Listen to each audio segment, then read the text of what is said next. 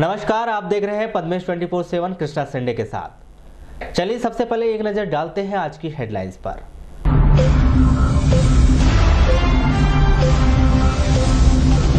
जिले वासियों के लिए अच्छी खबर, 35 नए डिलीवरी सेंटर की मिलेगी सौगात, गांव में मिलेगा पूरा इलाज। आंगनवाड़ी केंद्रों में नाश्ता और भोजन एक साथ देने पर कलेक्टर ने लगाई फटकार। अस्पताल की डायलिसिस मशीन बंद, कलेक्टर ने स्वास्थ्य विभाग के अधिकारियों को जल्द सुधारने के दिए निर्देश। भाजपा में चुनाव की तारीख तय, बूथ से लेकर मंडल अध्यक्ष, जिला अध्यक्ष की तैयारियां शुरू। बारासूनी के बोटेझरी में वृद्ध की हत्या, खून से लथपथ मिला शव। पिता की हवस का शिकार हुई बेटी, पेट दर्द की बात पर हुआ खुलासा, पुलिस ने शुरू की जांच। जिला अस्पताल में मोबाइल और अन्य सामान चोरी करने वाले की तस्वीर हुई सीसीटीवी में कैद, पुलिस ने किया गिरफ्तार। और भगवान पर छाई महंगाई, प्रतिमा हुई महंगी, मिट्टी उपलब्धता नहीं होने से मूर्तिकार परेशान। अब समाचार विस्तार से।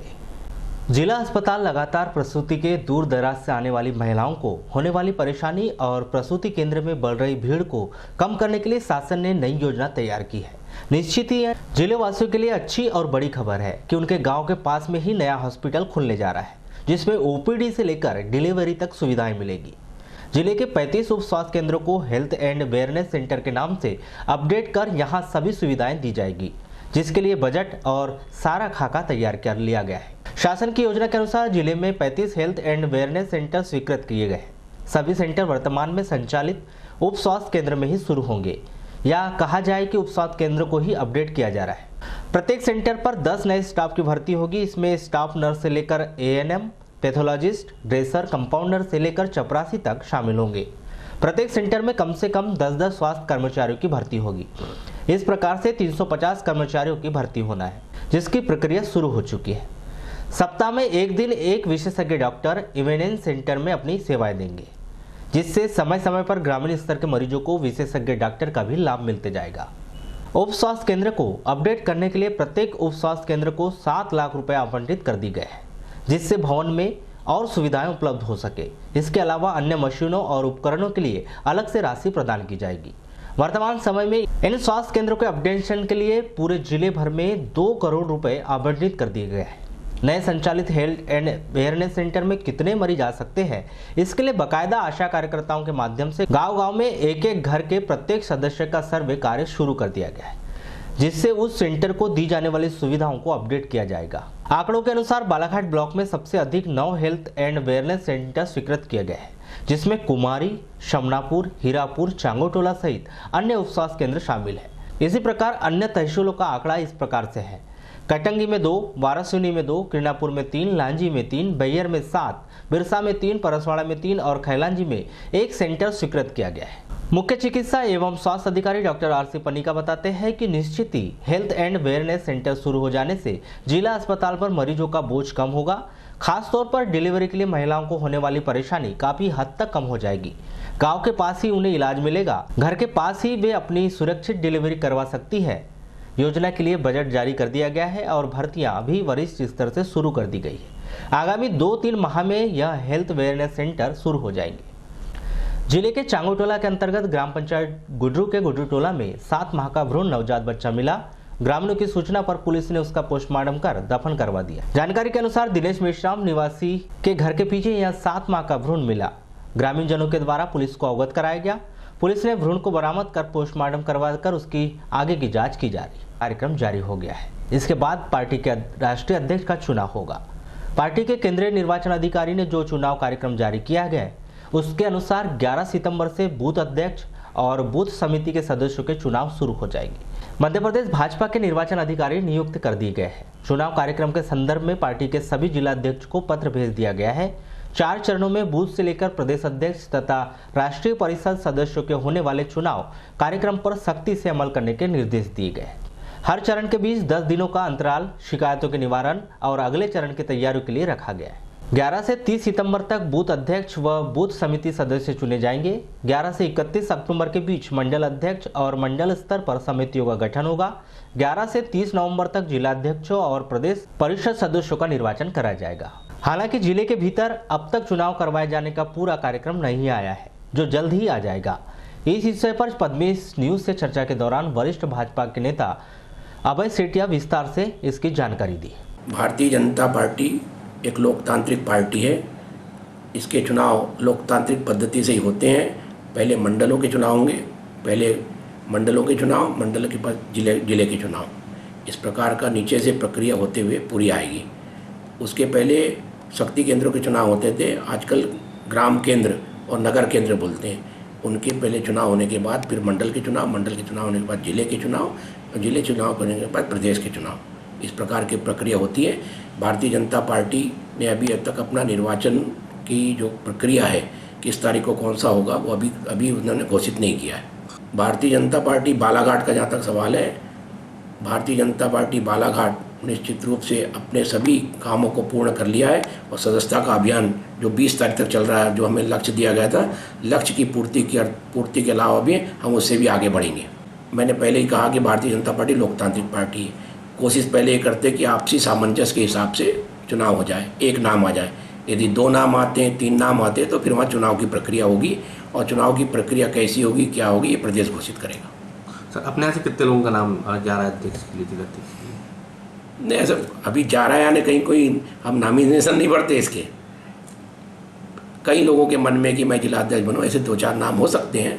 उन पर नामों पर भी केंद्र भी विचार करेगा, स्टेट पार्टी विचार करेगी और उसके बाद जो भी निर्णय होगा सब यहाँ के लोग बैठ के आपस में सामंजस्य करके वो चुनाव बिना निर्विघ्न हो जाएंगे। वो चुनाव प्रदेश स्तर के प्रदेश के पदाधिकारी या प्रदेश पार्टी के द्वारा जो भी घोषित व्यक्ति होगा वो यहाँ आएगा। सारे लोगों से सामंजस्य की बातचीत करने के बाद, राय मशविरा करने के बाद वो अपनी बात को मध्य प्रदेश भारतीय जनता पार्टी के सामने रखेंगे और वहाँ से घोषित होंगे। जिला मुख्यालय से 10 किलोमीटर दूर लोहारा पंचायत की पहाड़ी पर अवैध उत्खनन के कारण वहां की पहाड़ी विलुप्त की कगार पर आने लगी है। जिम्मेदारों को ध्यान नहीं दिए जाने के कारण मिट्टी और मुरुम माफियाओं का राज चल रहा है। जानकारी के अनुसार लोहारा की पहाड़ी को संरक्षित करने के लिए बीते कुछ वर्ष पहले वाटर सेट के द्वारा 25 लाख खर्च कर पौधारोपण और अन्य कार्य किए गए थे। बावजूद इसके जिम्मेदारों ने ध्यान नहीं दिया। पहाड़ी में मौजूद उच्च किस्म की मुरुम आज भी इसके लिए विनाश का कारण बनते जा रही, या माफियाओं की पहली पसंद बन गई है। सर, ये तो आसपास के गांव के और जो बालाघाट वाले जो हैं ट्रैक्टर वाले, ये काफ़ी वहाँ चोरी होती है। वो भरण के लिए मलमा सब अवैध उत्खनन हो रहा है। इस पे गाँव वाले आपत्ति भी कई बार दर्ज की, लेकिन अब ऐसा है सरपंच द्वारा भी ध्यान नहीं दिया जा रहा है और उन्हीं के माध्यम से सब अवैध उत्खनन हो रहा है। अच्छा, कहीं ना कहीं ऐसा लगता नहीं कि पंचायत इस पर ध्यान नहीं दे रही है? बिल्कुल ध्यान नहीं दे रही। पंचायत की तो मिली भगत है इसमें। अच्छा, ये बताए क्या था वहाँ पे पहले? वहाँ वृक्ष थे, वृक्षारोपण वाटर सेट मिशन द्वारा वहाँ कम से कम 20-25 लाख रुपए का वर्क हुआ था। आज वहाँ देखो तो अवैध उत्खनन होके वो वृक्ष नहीं दिख रहे हैं, कोई वर्क नहीं दिख रहा है। शासन के पैसा फिजूल में वहाँ खर्च हुआ। तो क्या फॉरेस्ट में आती जगह या नहीं, ये पंचायत राजस्व। इस विषय पर जब पद्मेश की टीम ने लोहारा सरपंच फूलचंद सहारे से चर्चा करने की कोशिश की तो उन्होंने कैमरे पर बात करने से इनकार कर दिया। उन्होंने बताया कि यह पंचायत स्तर का मामला है, अवैध उत्खनन को जल्द रोक दिया जाएगा। सावन मास की समाप्ति के बाद हिंदू धर्म में त्योहारों का दौर शुरू हो चुका है। राखी के चंद रोज बाद हलछठ और 2 रोज बाद कृष्ण जन्माष्टमी और कुछ दिन बाद ही गणेश चतुर्थी आ जाएगी। इसे देखते हुए मूर्तिकारों ने प्रतिमा बनाना शुरू कर दिया है, लेकिन महंगाई के इस दौर में इस बार भगवान की प्रतिमा भी बीते वर्ष की तुलना में अधिक महंगी मिलने की पूरी संभावना जताई जा रही। बीते कई वर्षों से शहर में कृष्ण जी की, गणेश प्रतिमा और दुर्गा जी की प्रतिमा बनाने वाले गणेश तरेंडे बताते हैं कि शासन के द्वारा मिट्टी नहीं दी जा रही है। इस कारण जिला मुख्यालय के बाहर से मिट्टी खरीद के लाना पड़ रहा है। कलर के दाम भी बढ़ गए हैं, इसलिए इस वर्ष प्रतिमाओं के दाम स्वाभाविक रूप से बढ़ जाएंगे। दिक्कत बस यही है, सब मिट्टी की है यहाँ पर सबसे ज़्यादा दिक्कत। तो और कलर, मिट्टी नहीं मिलती, कलर नहीं मिलता, नागपुर से लाना पड़ता है कलर। पिछले साल की तुलना में इस साल कलर के जो भाव है उनमें क्या अंतर है? इस बार भाव बढ़ गया, इस साल कलर का भाव बढ़ गया इस साल। किस प्रकार की मूर्तियाँ बनाते हैं और कौन कौन सी पहले मूर्ति? क्या है भैया 2-3 हज़ार रुपये में कलर आ जाता है। अब तो 7-8 हज़ार 10 हज़ार रुपये ले जाओ जब जाके कलर आता है, उसमें भी बराबर कलर नहीं आता। कौन कौन सी मूर्तियाँ बनाते हैं आप? हम लोग बनाते हैं कन्हैया जी की, गणेश जी की, दुर्गा जी की, लक्ष्मी जी की, और वो हाथी महालक्ष्मी वो भी बनाते हैं। गणेश का बड़ा दर्द यह है कि उनके द्वारा कई वर्षों से मिट्टी की प्रतिमा बनाई जाती जो पर्यावरण को किसी भी तरह के नुकसान नहीं पहुंचाती। वहीं बाहर से लोग प्लास्टर ऑफ पेरिस की प्रतिमा लेकर आते हैं और खुलेआम बेचते हैं, जिस पर प्रशासन कार्रवाई नहीं करता।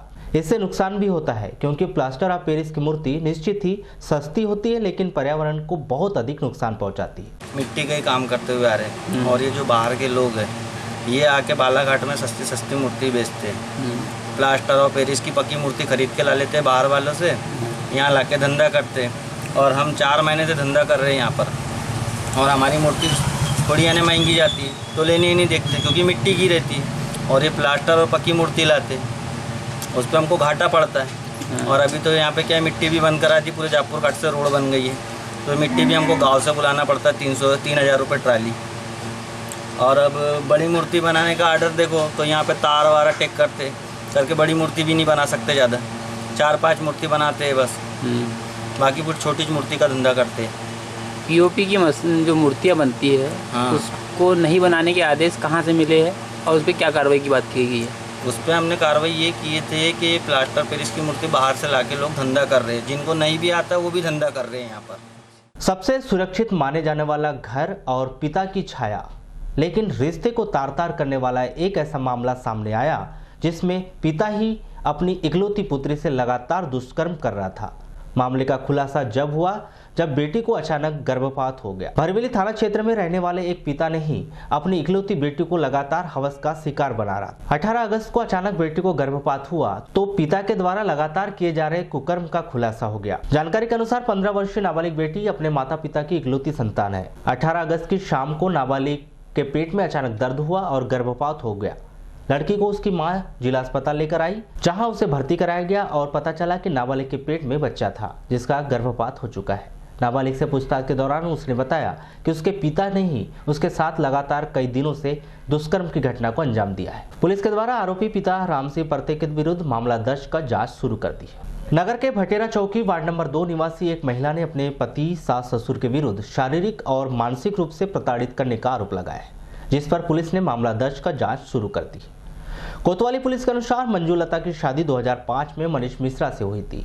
इस बीच 2013 में एक बेटा भी हुआ, लेकिन शादी के बाद से ही लगातार मंजूलता के पति सास ससुर रुपयों की मांग को लेकर उसे प्रताड़ित कर रहे थे। पति शराब पीने के बहुत अधिक आदी है, जिस कारण मंजूलता और उसके बेटे की दैनिक स्थिति खराब होती जा रही है। बेटे का पालन पोषण वह अच्छे तरह से नहीं कर पा रही है। 18 अगस्त को सुबह मंजूलता और उसके पति में शराब पीने को लेकर फिर विवाद हुआ।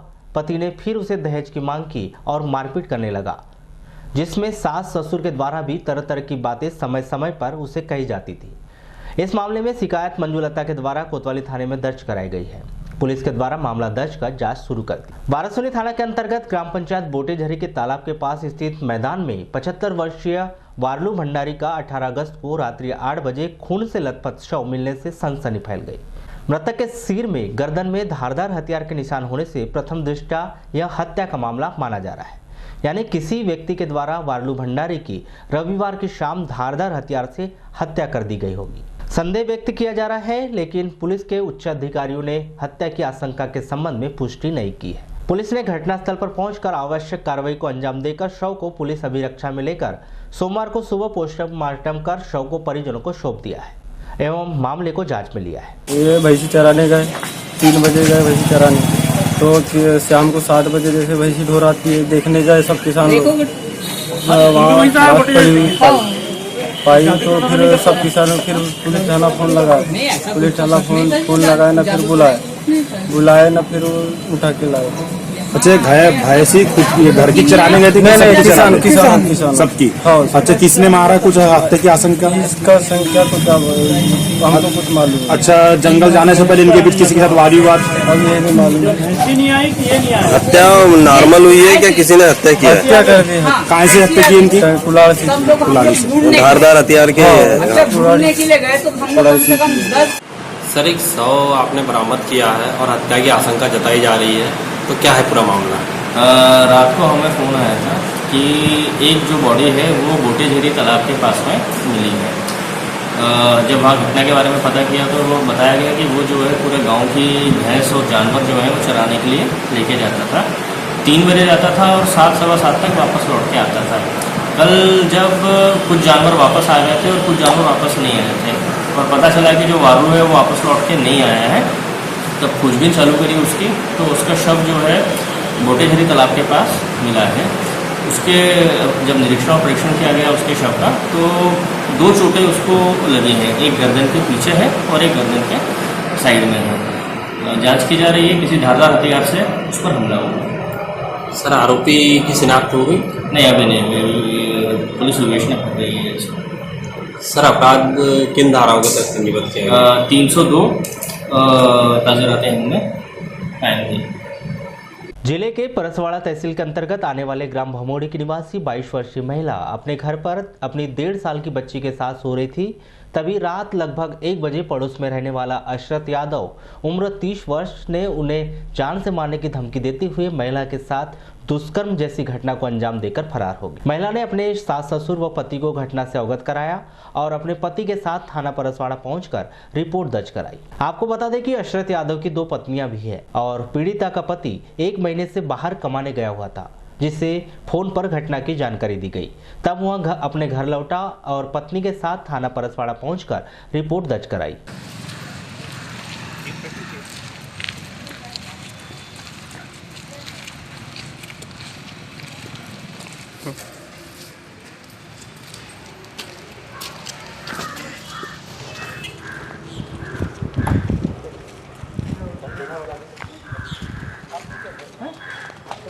ये मामला दिनांक 16/8/19 को पीड़िता अपने पति के साथ थाना उपस्थित आकर रिपोर्ट दर्ज कराई थी, जिस पर से आरोपी अशरत यादव पिता मुन्नालाल यादव निवासी भमोड़ी का रहने वाला है, उसके विरुद्ध धारा 450, 376 और 31W325 ST/SC एक्ट के तहत प्रकरण पंजीबद्ध कर विवेचना की गई थी। मध्य प्रदेश शासन के द्वारा खाद्य पदार्थों में मिलावटखोरी कर मुनाफा कमाने वालों पर कार्रवाई करने के निर्देश जारी किए गए। शासन के द्वारा जारी किए गए इस निर्देशों के तहत बालाघाट सहित मध्य प्रदेश के तमाम जिलों में खाद्य सुरक्षा अधिकारियों के द्वारा छापेमार कार्रवाई कर खाद्य पदार्थों की गुणवत्ता, शुद्धता व साफ सफाई पर विशेष ध्यान दिया जा रहा है। इस कार्रवाई के तहत संपूर्ण जिले में जगह जगह छापेमार कार्रवाई कर खाद्य पदार्थों के सैंपल एकत्र किए जा रहे हैं, जिन्हें टेस्टिंग के लिए राज्य खाद्य परीक्षण प्रयोगशाला भोपाल भेजा गया है। प्राप्त जानकारी के अनुसार जिले में यह कार्रवाई 20 जुलाई से शुरू हुई और 20 अगस्त तक 45 खाद्य पदार्थों के सैंपल टेस्टिंग के लिए प्रयोगशाला भोपाल भेजे गए हैं, जिसमें दूध एवं दुग्ध उत्पादनों के कुल 34 और अन्य खाद्य सामग्रियों के 9 सैंपल शामिल हैं, जिन्हें टेस्टिंग के लिए भोपाल भेजा गया है। लेकिन टेस्टिंग के लिए गए भेजे खाद्य पदार्थों के नमूने मानक है या अमानक, अब तक इसका खुलासा नहीं हो पाया है, क्योंकि टेस्टिंग के लिए भेजे गए सैंपलों में से एक भी सैंपल की रिपोर्ट अब तक नहीं आई है। कार्रवाई किए जाने के बाद भी प्रयोगशाला से रिपोर्ट का न मिलना कहीं न कहीं मिलावटखोरों के हौसले को और अधिक बढ़ा रहा है और वे खुलकर धड़ल्ले से खाद्य पदार्थों में मिलावटखोरी का काम कर रहे हैं। 20 जुलाई से चल रही कार्रवाई और हम लोगों ने 45 सैंपल अभी तक ले लिए हैं 20 जुलाई से अभी तक, और पूरे जिले से लिए गए सैंपल सभी तहसीलों से, और राज्य खाद्य परीक्षण प्रयोगशाला भोपाल जो है वहाँ जांच हेतु भेज दिए गए हैं सारे। लेकिन क्या बात है कि जुलाई से अगस्त हो गया, लगभग 1.5 माह हो गए, लेकिन आज तक एक भी सैंपल में क्या निकला क्या नहीं निकला, क्या नियम है इसके, कितने रिपोर्ट आ जाना होता क्या है, यहाँ से सैंपल जाने और वहाँ जांच होने और वापस रिपोर्ट आने में 20 दिन तो सामान्य परिस्थितियों में लगते हैं, लेकिन क्योंकि पूरे राज्य में ये अभियान विशेष चल रहा है मिलावटखोरों के विरुद्ध, तो नंबर ऑफ सैंपल्स जो है वो संख्या बहुत ज़्यादा। जिला मुख्यालय से 20 किलोमीटर दूर वनांचल क्षेत्र में बसे गांगुलपारा गांव में 1 महीने से बिजली की समस्या बनी हुई है। इस कारण ग्रामीणों को बहुत अधिक परेशानी का सामना करना पड़ रहा है। बिजली विभाग के अधिकारियों ने कहा, गांगुलपारा से बिजली की समस्या बताने पहुंचे स्वतंत्र इनवाती बताते हैं कि 1 महीने से लगातार भरवेली स्थित बिजली विभाग कार्यालय में सूचना दी जा रही है, इसके बाद भी कोई सुनवाई नहीं की गई। इस कारण आज जिला मुख्यालय पहुंचकर अधिकारियों को शिकायत की गई। समस्या यह है सर कि पिछले 1 माह से आदिवासी सामाजिक सांस्कृतिक ग्राम सभा जो कि बिरसा ब्रिगेड की है गांगुलपारा में, वहाँ पे पिछले 1 माह से विद्युत विभाग की समस्या चल रही है। भरवेली जो कार्यालय है वहाँ पे जेई परिहर साहब को भी इसका लिखित रूप से आवेदन दिया गया, किंतु अभी 1 माह का अरसा बीतने जा रहा है, अभी तक शासन के द्वारा विद्युत विभाग के द्वारा कोई कार्रवाई नहीं की गई है। इसलिए कार्यपालन यंत्री महोदय के पास में हम लोगों ने यह सूचना लेकर के आए हुए थे कि जो समस्या वर्तमान में है, वहाँ के जो बच्चे छोटे छोटे जो अभी 5वीं क्लास 8वीं क्लास 10वीं क्लास जो पढ़ रहे हैं, उनको ये समस्या जारी है कि वहाँ पे वो पढ़ाई नहीं कर पा रहे क्योंकि लाइट की समस्या। दूसरी समस्या ये जारी है सर कि वहाँ पे जंगली जानवर आए दिन घरों में आतंक मचा रहे हैं। तो ये दोनों समस्या यदि इसका दुर्घटना होती है तो इसका संपूर्ण जिम्मेदारी शासन और प्रशासन की होगी। इसलिए हम लोग कार्यपालन यंत्री महोदय के पास में लिखित रूप से आवेदन लेकर के आए हुए हैं। बिजली विभाग के अधिकारी बताते हैं कि ग्रामीणों ने बताया कि बिजली की समस्या बनी हुई है, अघोषित कटौती के कारण वे परेशान हैं। इस विषय पर जल्द ही जानकारी ली जाएगी। तो बता रहे जैसे कि तो बंद है, अब इनका कहना है कि वो लाइट कभी चालू होती है, फाल्ट होती है, फिर चालू होती है, फिर बंद होती है ना, ये बताया है इन्होंने। महीने भर से बंद तो नहीं है, कहने का मतलब ये है। ये जो अभी तक जो अभी आए शिकायत देते हैं तो उसको दिखवाता हूँ। इसको ऐसा तो नहीं है, अभी नया है, लेकिन वो तो ऐसा अभी शिकायत तो आई नहीं कि फ़ोन नहीं उठाते या काम नहीं करते। व्यस्तों में डाल देते हैं सर, वो बातें नहीं करते। गांगुलपारा का नाम बताओ सर। इसकी कार्रवाई कितने दिन में पूर्ण हो जाएगी सर? इसकी कार्रवाई तो पहले दिखवाना पड़ेगा इसको। अब जो पहला केस आया तो मैं दिखवाता इसको सप्लाई इम्प्रूवमेंट के लिए। शासकीय जटाशंकर त्रिवेदी महाविद्यालय के एनएसएस यूनिट के द्वारा छात्रावास परिसर में पौधरोपण और बीजारोपण किया गया। एनएसएस प्रभारी डॉक्टर तेजेंद्र सिंह शिव बताते हैं कि गांधी जी की 150वीं जन्म शताब्दी के अवसर पर छात्रावास परिसर में बीजारोपण और पौधरोपण किया गया है। पर्यावरण सुरक्षा की दृष्टि को देखते हुए विभिन्न प्रजाति के पौधों के बीज मंगवाए गए थे, जिसका रोपण किया गया है।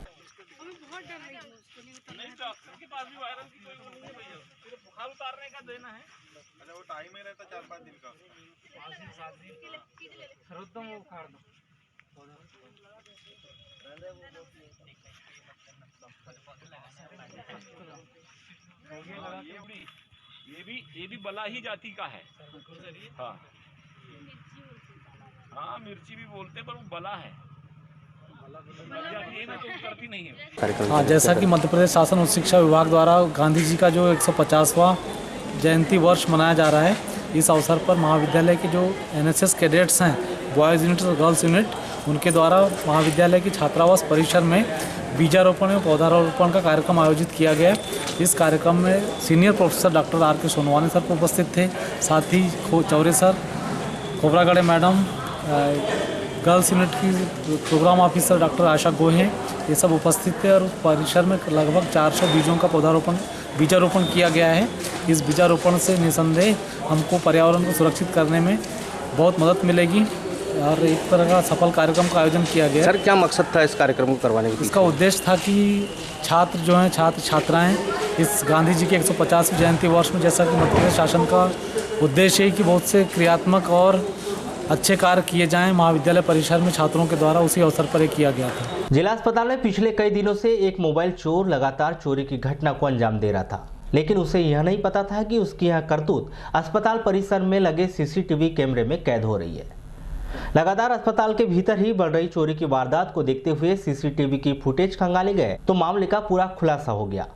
कोतवाली पुलिस के अनुसार आरोपी राजेंद्र भोतेकर निवासी गौरीशंकर नगर को गिरफ्तार कर पूछताछ की जा रही है। हाँ, वैसे ही रहता।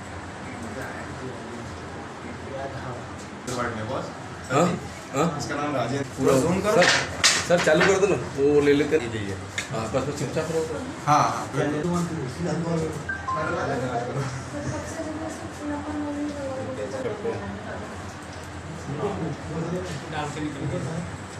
लालबर्रा में मध्य प्रदेश ग्रामीण विकास प्राधिकरण विभाग के द्वारा बनाए गए लालबर्रा बालाघाट राज्य मार्ग क्रमांक 26 की हालत दिनों दिन बदतर होती जा रही है।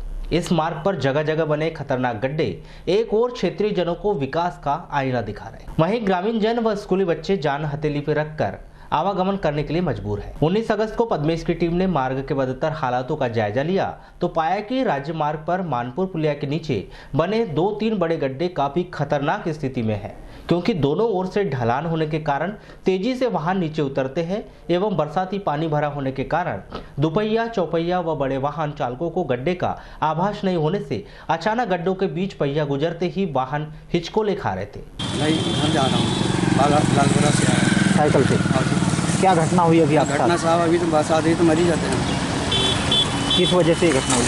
गड्ढा के कारण बहुत बड़ा गड्ढा है, समझ नहीं आया जल के अंदर है। अच्छा होगा धीरे अच्छे होगा, बस नहीं आएगी, बस आते आते मरी जाती है। सभी के साथ ऐसी घटना हो रही है? साथ में ऐसी घटना हो सकती है। कोई ध्यान दे रहा है कभी इस कंपनी कोई ध्यान नहीं दिया जा रहा है क्या? ध्यान दे नहीं रहा कि WRS की कार्रवाई करो तो होगा, जब तक कार्रवाई करोगे नहीं जब तक मजा आएगा नहीं। हाँ, ये देख रहे हैं आप, बहुत बड़ा गड्ढा हो गया है यहाँ पे रोड पे। आए दिन यहाँ पर एक्सीडेंट होते रहते हैं, तकलीफ काफ़ी है यहाँ पे आने जाने वाले। हमको भी मालूम है, तो हम कभी यहाँ पर पानी वानी जमा रहता है, पूरा पानी जमा रहता है यहाँ पे, पानी आता है, हम लोग खुद ही गिर जाते हैं यहाँ पे। आने जाने वाले जो नए लोग हैं उनको तो बहुत ज़्यादा परेशानी है, कई लोग गिर पड़ जाते हैं यहाँ पे, उन्हें उठा करके हमको साइड में करना पड़ता है। बहुत ज़्यादा परेशानी है यहाँ पे ये जो गड्ढों के कारण। जैसे इतने दिनों से गड्ढा है तो यहाँ कोई बैरिकेड वगैरह प्रशासन द्वारा? नहीं, कुछ भी नहीं। यहाँ पर गड्ढे हो गए हैं, बैरिकेड वगैरह भी कुछ नहीं है, यहाँ से पानी नहीं निकलता है। कलेक्टर दीपक आर्य ने सिविल सर्जन RK मिश्रा से कहा है कि वे जिला चिकित्सालय की डायलिसिस मशीन को तत्काल ठीक कराएं। यदि मशीन की मोटर बार बार खराब हो रही है तो उसके स्थान पर नई मोटर लगवाएं। जिला चिकित्सालय की डायलिसिस मशीन के बंद रहने के कारण मरीजों को प्राइवेट अस्पताल या बड़े शहरों में जाना पड़े, यह बहुत ही अमानवीय है, इसे बर्दाश्त नहीं किया जा सकता। जिला चिकित्सालय के डायलिसिस मशीन के बंद रहने के कारण मरीजों को प्राइवेट अस्पताल या बड़े शहरों में जाना पड़े, यह बहुत ही अमानवीय है, इसे बर्दाश्त नहीं किया जा सकता। आंगनवाड़ी केंद्रों के बच्चों को पोषण आहार प्रदाय की समीक्षा के दौरान कलेक्टर दीपक आर्य ने अधिकारियों से कहा कि यह शिकायत मिल रही है कि आंगनवाड़ी केंद्रों के बच्चों को भोजन प्रदाय करने वाला समूह नाश्ता एवं भोजन एक साथ प्रदाय करता है। यह किसी भी स्थिति में बर्दाश्त नहीं किया जाएगा। नाश्ता एवं भोजन एक साथ देने से योजना का मकसद पूरा नहीं होता है। कोई भी व्यक्ति सुबह का नाश्ता, दोपहर को भोजन एवं रात का भोजन एक साथ नहीं कर सकता है। आंगनवाड़ी के बच्चों को सुबह नाश्ते के समय पर नाश्ता दिया जाए और भोजन के समय पर भोजन दिया जाए। जो समूह ऐसा नहीं करेंगे उनके विरुद्ध कड़ी कार्रवाई की जाएगी। जिला कार्यक्रम अधिकारी को बाल शिक्षा केंद्र के रूप में विकसित करने के लिए जिले के 10 और आंगनवाड़ी केंद्रों का चयन करने को कहा गया है। चलते चलते एक नजर आज की हेडलाइंस पर एक बार फिर।